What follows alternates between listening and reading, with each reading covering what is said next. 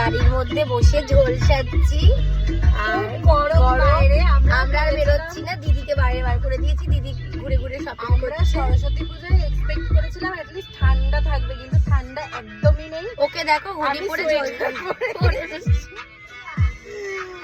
আমি তো ম্যাচিং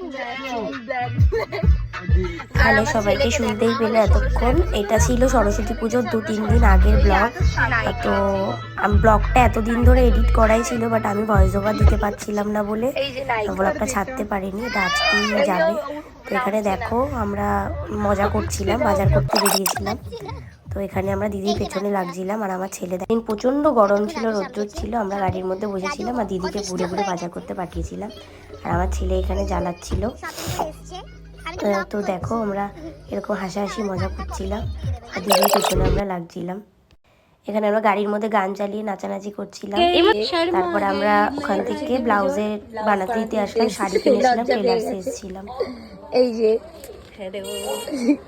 আমরা এখন লাস্ট মোমেন্টে ব্লাউজ বানাতে দিতে এসেছি। এই যে আমাদের বানিয়ে দেবে 2 তারিখে আমাদের কনফার্ম বলেছে, আমাদের সরস্বতী পুজোর আগের দিন, মানে 1 তারিখে আমাদেরকে দেবে।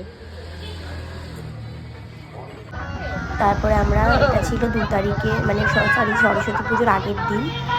তো আমরা গেছিলাম ব্লাউজ আনতে, আমি আর বোন। গিয়ে দেখছি যে ব্লাউজগুলো দেয়নি, ভুলেই গেছে। এখানে আমার রিয়াকশানটা দেখো জাস্ট। তারপরে যাই হোক বললো সরস্বতী পুজোর দিন সকালবেলা দেবে, মানে পরের দিন সকালে দেবে। এখন মন খারাপ নিয়ে বাড়ি যাচ্ছি। আমরা এখন সরস্বতী পুজোর আমাদের টেলার্সে গেছিলাম আমাদের জিনিসপত্রগুলো নেওয়ার জন্য। এই যে আমাদের শাড়ি, ব্লাউজ, মানে ফলস পিকো করতে যাওয়া ছিল শাড়ি আর ব্লাউজ বানানোর আমারটা রেডি হয়ে গেছে, দিদিরটা আর এই দিদিরটা এখনো হয়নি। চলো আমরা এখন রাত্রির 10:30টার সময়, কোনো কাজ নেই, মেহেন্দি পড়ছি। এই যে আমার মেহেন্দি আর্টিস্ট। সরস্বতী পুজোর প্রিপারেশন, এরপরে ব্যাকড্রপ সাজানো হবে। এরপরে আমরা ঠাকুরের ব্যাকড্রপ সাজাতে যাব, তাই তার আগে একটু মেহেন্দি পরে টাইম পাস করছি। কারণ আমাদের মেন যে লিডার সে এখন এসে পৌঁছায়নি, তাই জন্য সে এখন ব্লাউজের দোকানে ঝামেলা করতে গেছে। সে এখন কোথায় গেছে বল? ব্লাউজের দোকানে ব্লাউজ পাইনি বলে ঝামেলা করতে গেছে। আর ওই যে আমার ছেলে, ভাব তোর ব্লাউজটাও দেয়নি, আমার ব্লাউজটা শুধু দিয়ে। আমার ব্লাউজ তো ভুলেই গেছে যে আমার ব্লাউজটা দেওয়ার কথা ছিল। আমারটা তাও কালকে সকালে বলেছে দেবে, জানি না। দিদির তো কোনোটাই দেয়নি, দিদির তো একটাও ব্লাউজ দেয়নি, শুধু শাড়িগুলো সব দিয়ে দিয়েছে। ও শুধু শাড়ি পরে, আমরা শুধু শাড়ি পরে, মানে আমাদের ব্যাপারটা হচ্ছে ওই যে শাড়ি পরে স্পোর্টস ব্রা পরে ঘুরবে, এরকম একটা ব্যাপার মনে হচ্ছে। উনি তাই এখন গেছে টেলার্সে। মানে সবাই এখন মুড সুইং করে বসে আছে, তাই আমি এদের মুড সুইং এর, তাই জন্য এখন মেহেন্দি এর ভার নিয়ে আমি এখন এদের মেহেন্দি পড়াচ্ছি।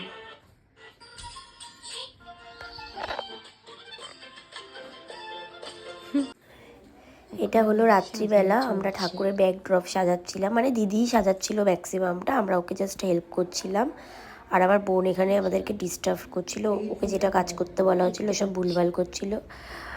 আর এখানে আমি আর আমার দিদি একটুখানি ভিডিও নিচ্ছিলাম। আর আমি তো আয়না দেখে ঢং করি, জানো, ঢং করতে ব্যস্ত ছিলাম। এখানে আমার দিদি বলছিল ফুল শর্ট পরেছিল, তাই আমরা ওগুলোকে ম্যানেজ করছিলাম। আর আমার বোনের কোনো কাজ নেই, দেখো এখানে বসে বসে ব্যাকগ্রাউন্ড ডিজাইন করতে বসেছি। আমরা বলিস না, বল আমরা, তুই বাদ। আমি তো ভিডিওটা করছি না, বানাতে দিয়েছে, তুই জানি করেছিস সেটা। তুই চুপ কর, তোকেই মিক্স আটাটা আমি খাওয়াবো আজকে রাত্রেবেলা।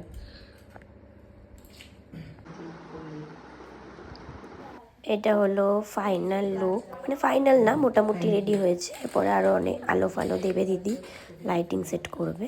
মোটামুটি একটা লুক। আর আমার বোনকে জাস্ট দেখো, ওকে বলেছে যে ব্যাগ ট্যাগগুলো ঠিকঠাক করে গুছিয়ে রাখতে, ওকে দেখো শুধু, মানে কোনো কাজের না। আমি তো এখানে ভিডিও নিচ্ছিলাম, এই যে দেখো।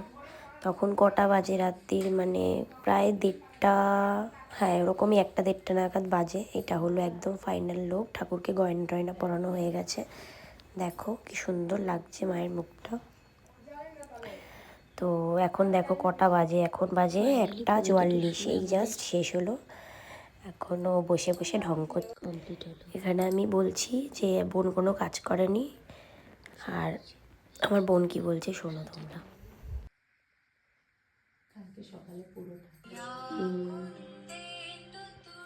কোনো কাজ করেনি। এই একদম মিথ্যা কথা বলবি না তো। তো এই ব্লগটা এই পর্যন্তই, আবার পরের দিনের ব্লগটা আলাদা পার্টে